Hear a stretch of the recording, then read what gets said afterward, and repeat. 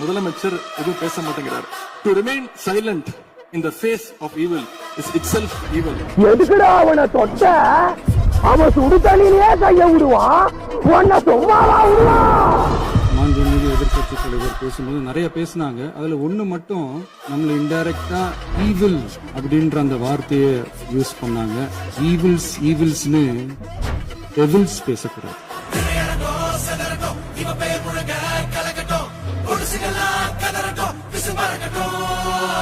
கடந்த 4 நாட்களாக திராவிட முன்னேற்ற கழகம் முதலமைச்சர் ஏன் பேசலன்னு சொல்லிட்டே இருந்தாங்க. இன்னைக்கு பேச ஆரம்பிச்ச உடனே